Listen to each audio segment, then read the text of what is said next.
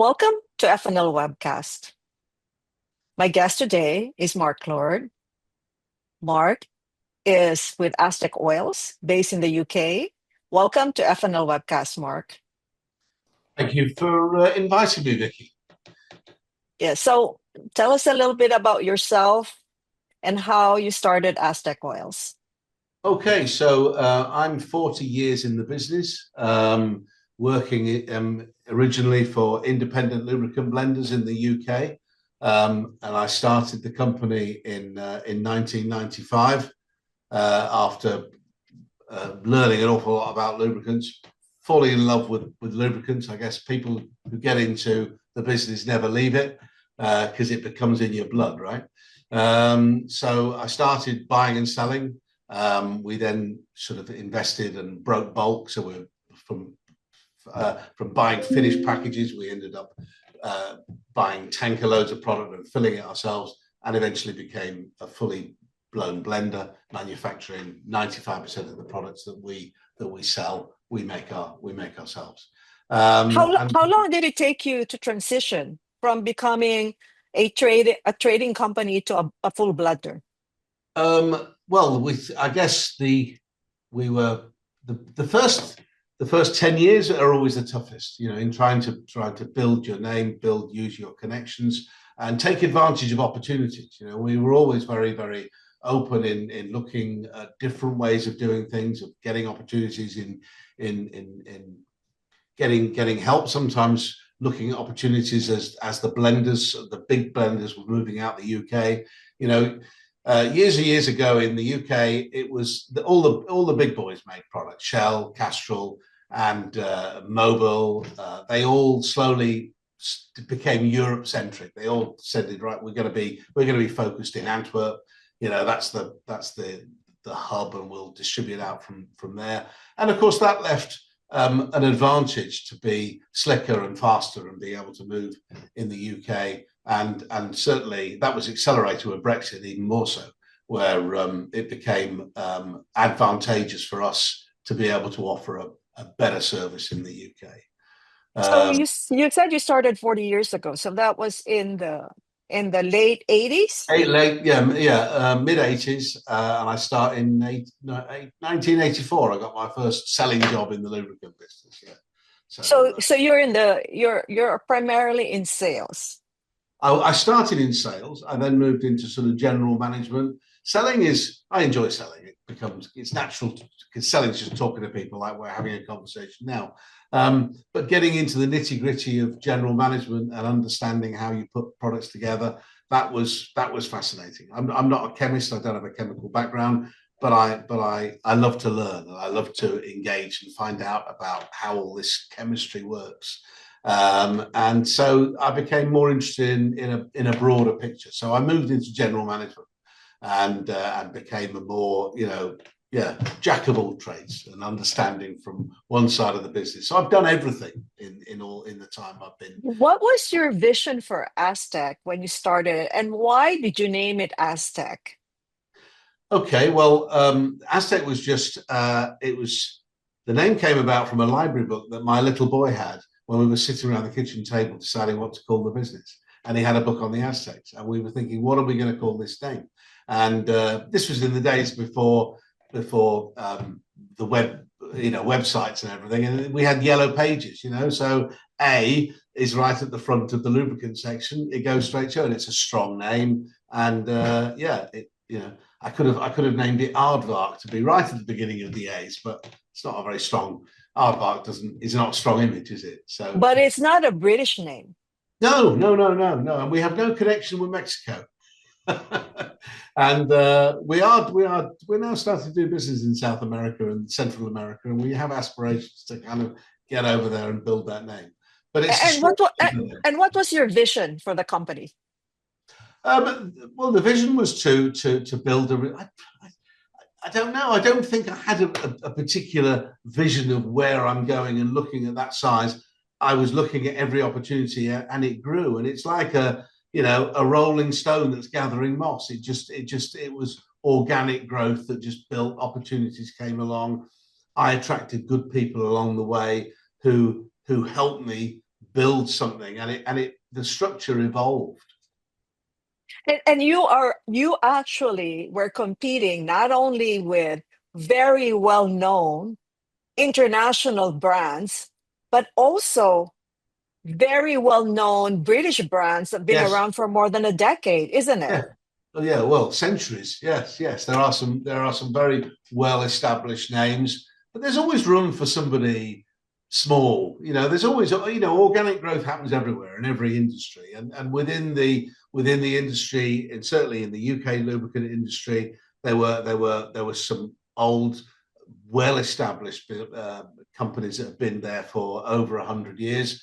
And then we come along as the young whippersnapper and can duck and dive and do things that they can't, and undercut them because we've got lower overheads, etc. And you slowly build that up. And we now see younger people, smaller companies than us, that are a nuisance because they are more flexible.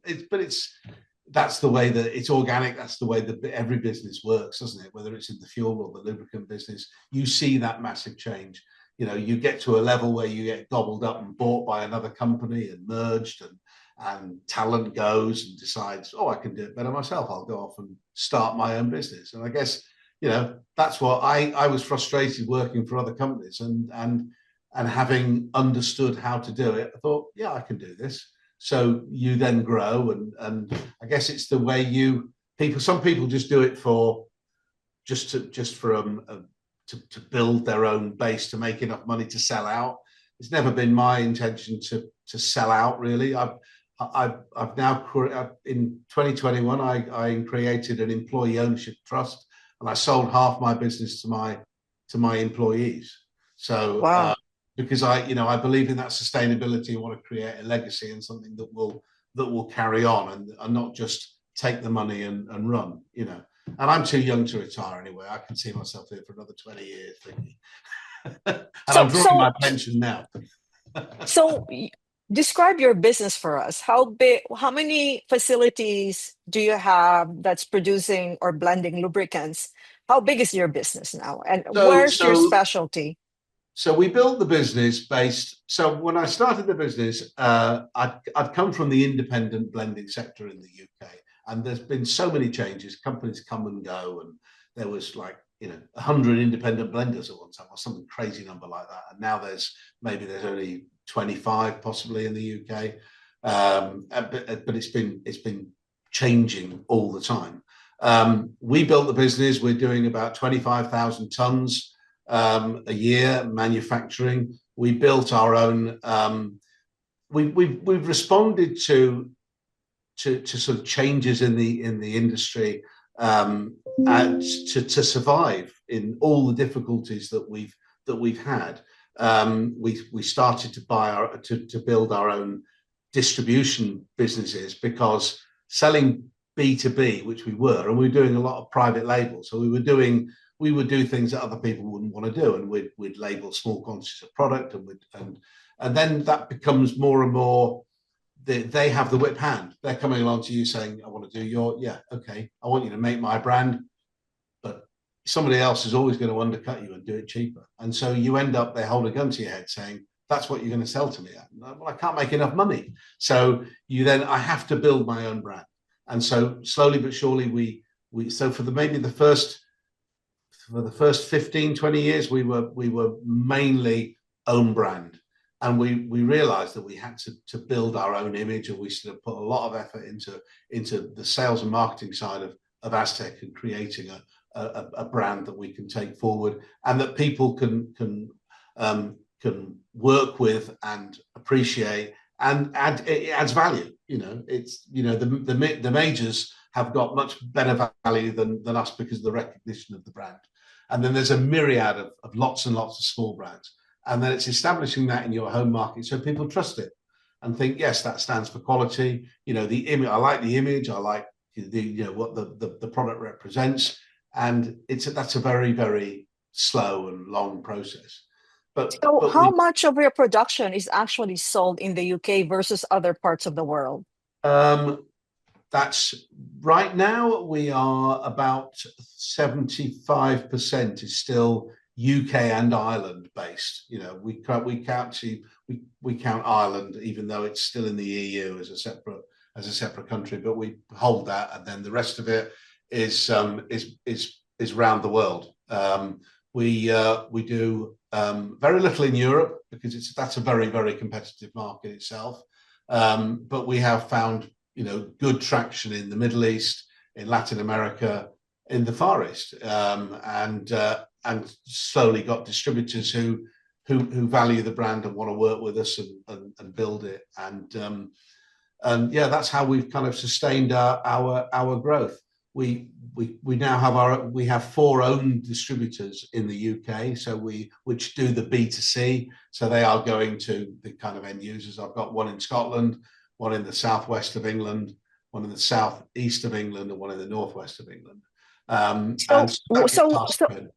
So what has been the impact of Brexit on the lubricants industry in general in the UK? Brexit created a lot of problems, particularly for us in Ireland. So we had a very good business in Ireland, which was really impacted in just how you managed to transition and move product over there. We had a particular problem. We have this common border in the north where there's still lots of friction, and they had to kind of politically, they had to cobble a deal together to get product through. We ended up having to create an entity in Northern Ireland just so that we could sell to ourselves to feed our customers in Ireland, which was frictionless until the border came up. And then we immediately had a problem. We were chasing our regular customers. Well, are you going to pay us for this stuff we sent you in January? And this is in March. And they said, well, we still haven't got it. It's sitting in a warehouse being argued about by customers. Oh, wow. So it was. Is that still a problem today, or has that been? Well, we created an entity to sort of see ourselves through. So we jumped on how we're going to solve this problem and help our customers who were just regularly used to buying a product without any problem. And suddenly they had customs forms to fill out and clear. So we took all that away from them by doing it ourselves. So that solved that. The products you sell in the Middle East and in Asia, do you produce those products in the UK as well? Yes. Yeah. How can you be competitive if your labor costs, and other inputs are more expensive in the UK? Well, I guess that comes down to the sort of British sign of quality. And so in those foreign markets, they very much make a big thing about selling a British quality product and sell it at a premium price. Because there is an awful lot of very, very poor quality products about. And I guess more in Middle Eastern and Far Eastern markets than here. So, Europe it's always been a kind of bastion of quality and a trusted. And so we sell on that. We in our own brand, we make a big play of the Union Jack. We're British, we're very proud of it, and we make a high quality product. Which actually brings me to the next topic of our discussion. Okay. Which is recently there have been issues regarding product quality in the UK and in Europe in general. So tell us about it. I know you've been very active in this area. Yes, I think the problem, and certainly there's been a tremendous amount of activity and attack from the UAE, where a number of blenders have set up. And the UK market is a mature, well-established market with a good throughput of certainly PCMO product. PCMO, engine oils, packaged engine oils are one of the largest sectors. And it's very easy to transition, and you can sell it purely on price.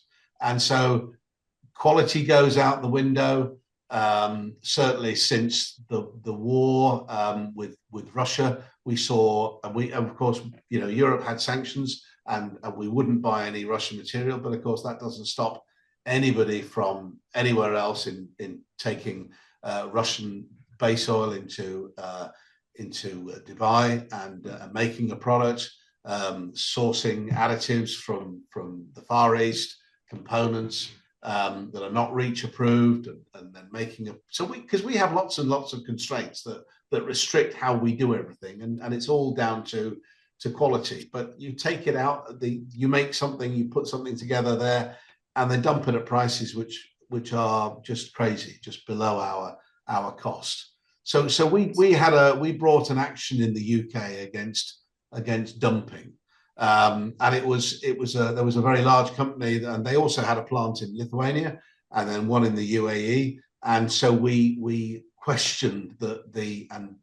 collated a whole lot of information to say these guys are actually dumping for whatever reason at prices that are below the cost that we can manufacture or anybody can manufacture. What year was this, Mark? Well, it's the dumping became really noticeable in 2022 after the Ukraine-Russian invasion. And we were seeing a ridiculous amount of product. They were bringing in 4 million litres a month at one point it got to, and everybody, you know, I sort of tried to approach the whole industry. A lot of our industry buried their heads in the sand, but, you know, I had support from one of the oldest ones you were talking about, Morris Oils were very, very supportive. They recognised, and we kind of worked together with the Trade Remedies Authority to say this is wrong, and we needed to collate all the information. We established how big the industry was, and that's actually, it's quite difficult to do, because you go out to the industry and say, you know, how much lubricant, how much PCMO is actually sold in the UK. Nobody kind of knows. You know, we asked the UKLA for help, and they asked all their members, got sort of some very bitty bits and pieces of information back together again. I put together some data that I got from Klein, and we sort of said, okay, the import sector from the big boys is this, and what's left is the UK manufacturers. Try to identify, and I shared that with Morris and the UKLA, and I said, well, what do you think of this? Do these figures look right? And I said, well, it's as good a guess as any. So we'll go on that sort of those numbers, and we'll put those numbers together and just show that and demonstrated that they had attacked and taken 15% of our market, which is substantial. Wow. Well, that's a big, yeah. This is one company or many companies? This is one company. This is just one company. And this is 15% of the PCMO market. Of the PCMO market, yeah. We concentrated on two tariff codes, because you can only follow things through looking at, in the UK, we could analyse, we couldn't see who was bringing it in, but we could see the numbers coming in from the countries. And at the beginning of the war, we saw an awful lot of product that was coming from Lithuania, and then it transitioned to the UAE and we know that this same company built a plant in the UAE at the end of 2021, and they were transitioning and moving product, and it all switched to come from that direction. What is the tariff between UAE and the UK, Lithuania and the UK? It was zero. It was zero before. We now have a tariff on PCMOs because we won our case. But there was zero tariff, so they could move products without any problem. Finished product was coming in. But the numbers that were coming in were quite extraordinary, and the prices they were selling at were quite extraordinary. And it kind of started this whole, like, so many new people got into the business just because they could undercut the normal established blenders. So how long did it take your case to be heard, and then for you to finally win the case? So 2022, I was putting together data, which was very difficult, trying to glean data from the other blenders. We finally got the case acknowledged in 2024.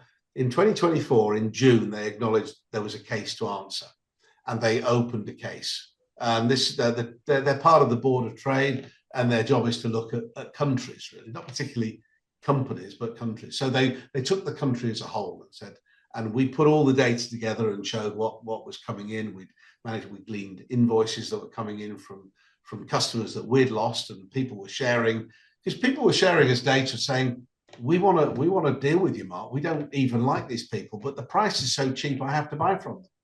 So they really they are really despised in the industry for what they were doing. But money talks. And at the end of the day, I'm going to sup with the devil because otherwise I'm going to go out of business. And that's the way it was going. They took a long time to investigate us and Morris. They came to our site. They looked and did a really forensic examination of how we make oil and all our transfer costs. And they did the same for Morris. And they visited the people in Dubai and in Lithuania and looked at all their numbers.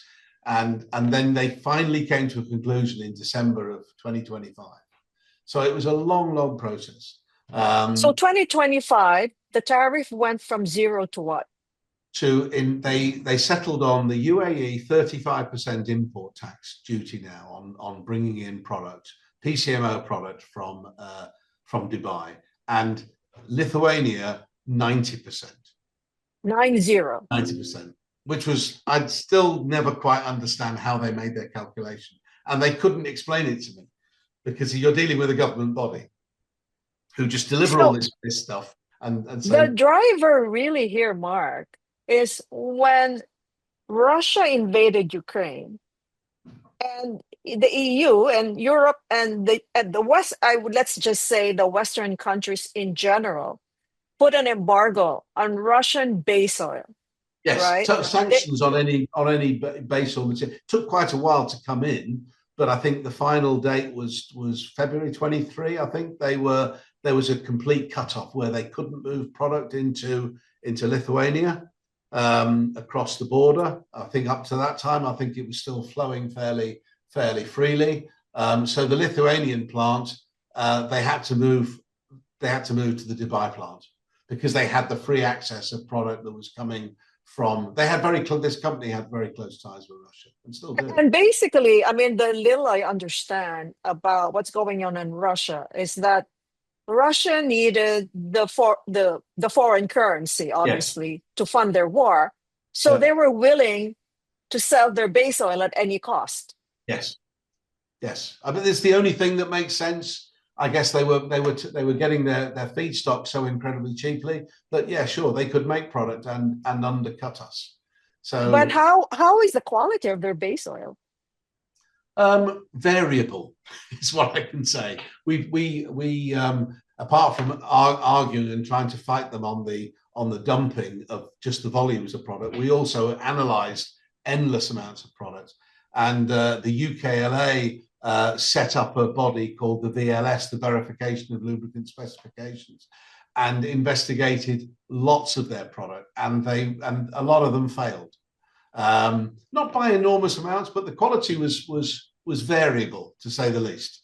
What was the testing parameter that VLS was using? Was it against ASEA standards or OEM specifications, or both? I think they were looking at.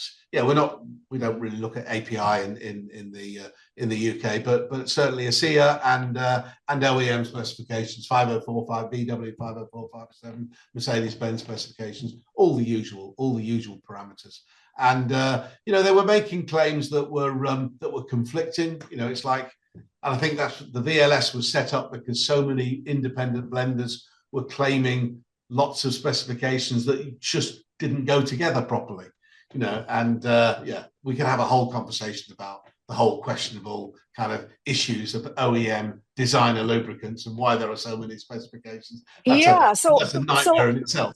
So actually, I was going to ask you, my next question was, well, you have the base oil, which is about 80 to 90% of any formulation, but then you have the additives. And now when we speak about PCMO, and specifically in countries that are mature like the UK, relatively speaking, although that's not true anymore with countries like China, for example, or Japan or Singapore, really you have, at least I would say, how would you say, more advanced engines, right? So because you have more advanced engines, you're going to need higher quality base oils, but also higher quality additive packages. Yes. So where were they sourcing their additive packages from? Well, they're certainly not from the big four. I think they were most probably putting them together. I mean, we all know that all the specifications are put together around the big four adcos, Lubrizol, Afton, Oronite, and Infineum. But we now know there's an awful lot more Chinese additive companies who've got aspirations to move into Europe, and independent adcos who've spun out of the big four and are making products that are suitable for use. And of course, then that's whole market. We believe this particular company is now making its own additives. They tell us they're making their own additives, making a big thing of it. And I guess it's component technology. They're sourcing the calcium sulfonate, ZDDP, and all these various components from China or India or wherever. How they put them together and how they work together, and whether they have any testing engine data or what have you is open to question. So that is a big question. Okay, the other part of the question is, now that you have a tariff of 35% for the UAE and 90% for Lithuania, has that stopped the influx? It certainly stopped the influx. We still have, and of course, currently with Trump's war in the Middle East, everything stopped coming out of Dubai. So that's we still have concerns about Ireland, because Ireland is still in the EU, and they have a big distributor there who can quite legally import into Dublin, and they can sell it in Northern Ireland, but they can't bring it to the mainland from Northern Ireland. So we'll be watching that very closely. And if they do, then we can, apparently the Trade Remedies Authority and the Board of Trade will take action in line with, because we have this, again, it's a political fudge the Windsor Protocol to try and keep everything going between Ireland and the UK. Maybe that will change. There's an awful lot of talk about re-establishing the customs union. Whether that happens or not, I don't know. Has the EU and the UK officially lifted the Russian embargo? I mean, is Russian base oil coming in? No. Officially, we're still holding on to the sanctions. Trump lifted the sanctions, but then they're a long way away from what's going on in Europe. Actually, when I spoke to Terry Dickens, the chairman of ELGI, a few weeks ago, basically what's going on is a lot of Russian base oil ended up in India, for example. Yeah. And, now with the Strait of Hormuz, with the problems there, and basically Asia really requiring a lot of base oil, it's one of the open routes to get base oil is from Russia. Right? Yeah, absolutely. And that was particularly true of Dubai. And of course, a lot of the product that's coming from Russia is Group 1. It's the lower grade stuff. And they do have a little bit of Group 3 requirement of production. But yeah, the Group 3 production mainly is in the Middle East itself. So it's interesting to see the huge arbitrage opportunities around if you could move the stuff. Because in Europe, so Mark, now that you have won your war, what's the next step for Aztec Oils? We will. I've become quite an advocate of fair play in the industry. My business is well established and it's doing very well. I think within what's going on in with this particular activity from the UAE is really concerning for the whole of Europe. And I know talking with the people at the UEIL and lots of European producers, they are concerned that these people have got aspirations which are very damaging for the industry as a whole. So we've yet to see how this plays out. But the war is far from over. I would say I want a skirmish in the UK. So you have a long road ahead, it seems like. I believe so, and we're certainly looking at what's happening, and we're keeping our eye closely on it and working. I will continue to work with the authorities in in Europe and in the UK to do what we can to keep a level playing field. I guess it's always about, as I've always said, it's all about having a level playing field and having a fair fight. And we should have an advantage if all things being equal, with having product and availability, good availability in Europe, and the cost of transit and everything else should sort of make them not have the huge advantage that they did have. But if they're going to dump a product at unbelievable prices, then we need to put up our defenses and fight. Besides tariffs, Mark, what do you think is the long-term solution? I mean, should it be customers being aware of quality of what they're buying? And how do you do that as an industry?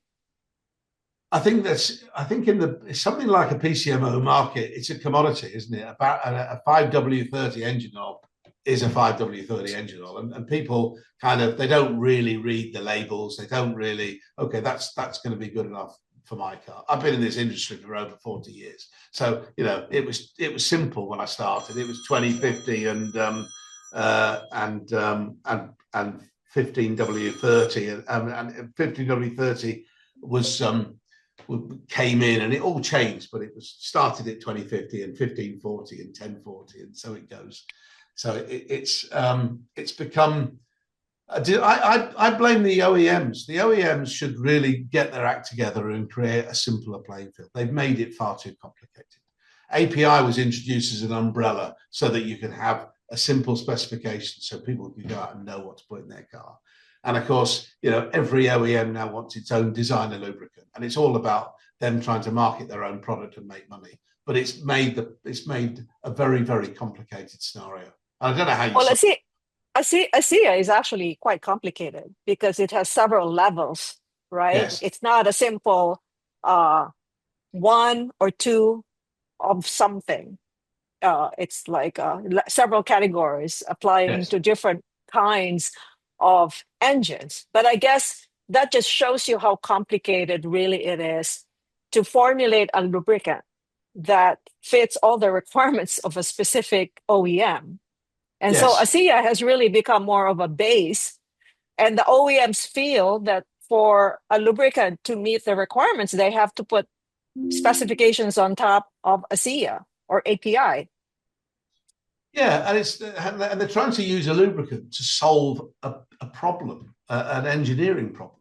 So it's the actual manufacture, the design of the engines that is the problem. I mean, we've had this big issue with quality with Stellantis engines in the UK, especially this wet belt engine, which is a bad engine, and they break, and they're trying to use a lubricant to make it to kind of solve the problem, and it's not solving any problems. They should discontinue making this engine where this wet belt snaps, shears the rubber belt and blocks the oil ways and starves the engine. It's crazy. Well, I think nothing to do with the lubricant. I think that shows you how important lubricants are, right? Because they can solve some engineering problems. Yes, but I think they need to go back to the drawing board and maybe find some better engineers to build better engines. And I don't know anything about that. That's a different conversation for sure. Well, absolutely. Mark, it's been a pleasure talking to you. Very nice to meet you. Definitely, there's a lot more to this story than we have time for. But I think that just means that we're going to have another conversation in the future. Very happy to, anytime. Thank you so much, Mark. Have a great day. Thank you very much. Bye-bye. Bye-bye.